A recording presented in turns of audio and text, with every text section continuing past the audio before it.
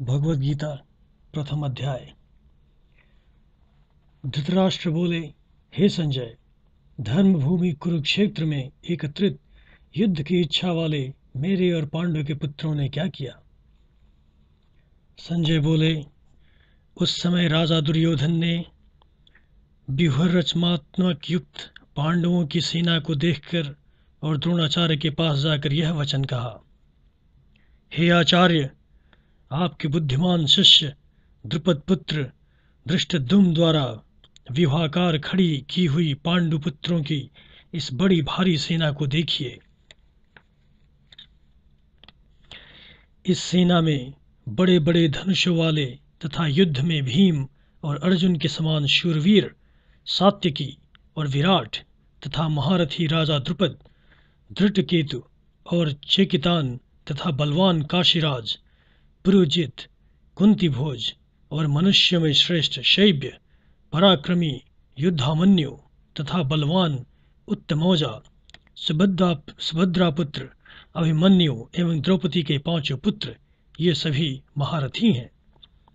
हे ब्राह्मण श्रेष्ठ, अपने पक्ष में भी जो प्रधान हैं उनको आप समझ लीजिए। आपकी जानकारी के लिए मेरी सेना के जो सेनापति हैं उनको बतलाता हूँ।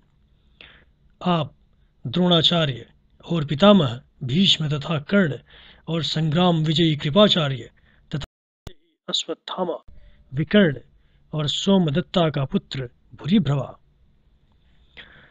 और भी मेरे लिए जीवन की आशा त्याग देने वाले बहुत से शूरवीर अनेक प्रकार के शस्त्र शास्त्रों से सुसज्जित और सब के सब युद्ध में चतुर हैं। भीष्म पितामह द्वारा रक्षित हमारी वह सेना सब प्रकार से अजेय है और भीम द्वारा रक्षित इन लोगों की यह सेना जीतने में सुगम है। इसलिए सब मोर्चों पर अपनी अपनी जगह स्थित रहते हुए आप लोग सभी निसंदेह भीष्म पितामह की ही ओर सब ओर से रक्षा करें। कौरवों में वृद्ध बड़े प्रतापी भीष्म पितामह ने उस दुर्योधन के हृदय में हर्ष उत्पन्न करते हुए उच्च स्वर से सिंह की दहाड़ने के समान गरज कर शंख बजाया। इसके पश्चात शंख और नगारे तथा ढोल, मृदंग और नरसिंघे आदि बाजे एक साथ ही बज उठे। उनका वह शब्द बड़ा भयंकर हुआ। इसके अनंतर सफेद घोड़ों से युक्त उत्तम रथ में बैठे हुए श्री कृष्ण महाराज और अर्जुन ने भी अलौकिक शंख बजाए। श्री कृष्ण महाराज ने पांचजन्य नामक, अर्जुन ने देवदत्त नामक और भयानक कर्म वाले भीमसेन ने पौंड्र नामक महाशंख बजाया। कुंतीपुत्र राजा युधिष्ठिर ने अनंत विजय नामक और नकुल तथा सहदेव ने सुघोष और मणिपुष्पक नामक शंख बजाए।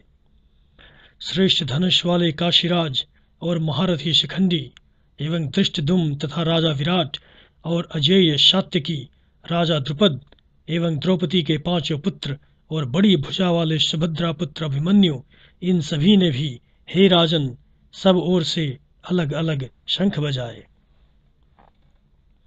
और उन भयानक शब्द ने आकाश और पृथ्वी को भी गुंजाते हुए धार्तराष्ट्रों के अर्थात आपके पक्ष वालों के हृदय विदीर्ण कर दिए। अर्जुन बोले, हे राजन, इसके बाद कपिध्वज अर्जुन ने मोर्चा बांधकर डटे हुए धृतराष्ट्र संबंधियों को देखकर उस सशस्त्र चलने की तैयारी के समय धनुष उठाकर ऋषिकेश श्री कृष्ण महाराज से यह वचन कहा, हे अच्युत, मेरे रथ को दोनों सेनाओं के बीच में खड़ा कीजिए, और जब तक कि मैं युद्ध क्षेत्र में डटे हुए युद्ध के अभिलाषी इन विपक्षी योद्धाओं को भली प्रकार देख न लूं कि युद्ध रूप व्यापार में मुझे किन किन के साथ युद्ध करना है, और तब तक उसे खड़ा रखिए। दुर्बुद्धि दुर्योधन का युद्ध में हित चाहने वाले जो ये राजा लोग इस सेना में आए हैं, इन युद्ध करने वालों को भी मैं देखूंगा। संजय बोले, हे धृतराष्ट्र, अर्जुन द्वारा इस प्रकार कहे हुए महाराज श्री कृष्णचंद्र ने दोनों सेनाओं के बीच में भीष्म और द्रोणाचार्य के सामने तथा संपूर्ण राजाओं के सामने उत्तम रथ को खड़ा करके इस प्रकार कहा कि हे पार्थ, युद्ध के लिए जुटे हुए इन कौरवों को देख। इसके बाद प्रथापुत्र अर्जुन ने उन दोनों ही सेनाओं में स्थित ताऊ चाचा को, दादो परदादो को, गुरुओं को, मामाओं को, भाइयों को, पुत्रों को, पौत्रों को तथा मित्रों को, ससुरों को और सहृदयों को भी देखा। उन परिस्थिति संपूर्ण बंधुओं को देखकर वे कुंती पुत्र अर्जुन अत्यंत करुणा से युक्त होकर शोक करते हुए यह वचन बोले, हे कृष्ण, युद्ध क्षेत्र में डटे हुए युद्ध के अभिलाषी इस स्वजन समुदाय को देखकर मेरे अंग शिथिल हुए जा रहे हैं और मुख सूखा जा रहा है तथा मेरे शरीर में कंप एवं रोमांच हो रहा है। हाथ से गांडीव धनुष गिर रहा है और त्वचा भी बहुत जल रही है तथा मेरा मन भ्रमित सा हो रहा है, इसलिए मैं खड़ा रहने को भी समर्थ नहीं हूँ। हे केशव, मैं लक्षणों को भी विपरीत ही देख रहा हूँ तथा युद्ध के स्वजन समुदाय को मारकर कल्याण भी नहीं देखता। हे कृष्ण, मैं न तो विजय चाहता हूँ और न राज्य तथा सुखों को ही। हे गोविंद, हमें ऐसे राज्य से क्या प्रयोजन है अथवा ऐसे भोगों की क्या जिससे भी क्या लाभ है। हमें जिनके लिए राज्य, भोग और सुखादि अभिष्ट है, वे ही ये सब धन और जीवन की आशा को त्याग कर युद्ध में खड़े हैं। गुरुजन, ताऊ, लड़के और उसी प्रकार दादे, मामे, ससुर, पौत्र, साले तथा और भी संबंधी लोग हैं। हे मधुसूदन, मुझे मारने पर भी अथवा तीनों लोकों के राज्य के लिए भी मैं इन सबको मारना नहीं चाहता, फिर पृथ्वी के लिए तो क्या कहना ही है। हे जनार्दन, धृतराष्ट्र के पुत्रों को मारकर हमें क्या प्रसन्नता होगी।